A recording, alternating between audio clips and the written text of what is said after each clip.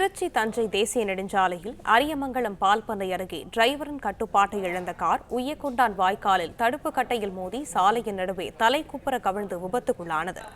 இதை பற்றின மேலும் விவரங்களை எமது செய்தியாளர் சரவணன் வழங்க கேட்கலாம். சரவணன், வணக்கம். விபத்து குறித்தான விவரங்கள் என்ன பகிரலாம்? வணக்கம். திருச்சி அரியமங்கலம் பால்பண்ணை அருகே கட்டுப்பாட்டை இழந்த கார் தலைக்கப்புற கவிழ்ந்து விபத்துக்குள்ளான சம்பவம் அப்பகுதியில் பரபரப்பை ஏற்படுத்தியுள்ளது. அதாவது திருப்பூர் மாவட்டம் அவினாசியைச் சேர்ந்தவர் சதீஷ்குமார். இவர் சென்னையில் ஐடி கம்பெனியில் பணியாற்றி வருகிறார். இந்நிலையில் கிறிஸ்துமஸ் விடுமுறைக்காக அவினாசிக்கு வந்த சதீஷ்குமார் தனது தாய் விஜயகுமாரி மற்றும் தந்தை குழந்தைராஜுடன் கிறிஸ்துமஸ் கொண்டாடுவதற்காக காரில் வேளாங்கண்ணிக்கு புறப்பட்டார். காரை சதீஷ்குமார் ஓட்டி வந்த நிலையில் அந்த கார் திருச்சி தஞ்சை தேசிய நெடுஞ்சாலை உள்ள அரியமங்கலம் பால்பண்ணை அருகே வந்தபோது எதிர்பாராத விதமாக கட்டுப்பாட்டை இழந்தது.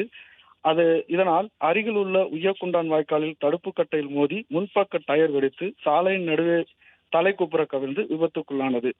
இந்த காரில் பயணித்த மூவரும் காயங்களின்றி அதிர்ஷ்டவசமாக உயிர் தப்பினர். மேலும் கார் மோதியதில் சாலை ஓரத்தில் நடந்து சென்று கொண்டிருந்த பாதசாரிகளான உக்கடை அரியமங்கலத்தைச் சேர்ந்த பாமிதா பானு மற்றும் அவரது கணவர் ஜாபர் அலி ஆகிய இருவரும் காயமடைந்தனர்.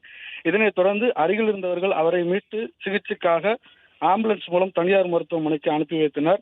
இதனால் திருச்சி தஞ்சை தேசிய நெடுஞ்சாலையில் போக்குவரத்து பாதிப்பு ஏற்பட்டதை தொடர்ந்து சாலையின் நடுவில் தலைக்குப்புற கவிழ்ந்து விபத்துக்குள்ளான காரை அங்கிருந்தவர்கள் உடனடியாக மீட்டு அப்புறப்படுத்தி போக்குவரத்தை சரி செய்தனர்.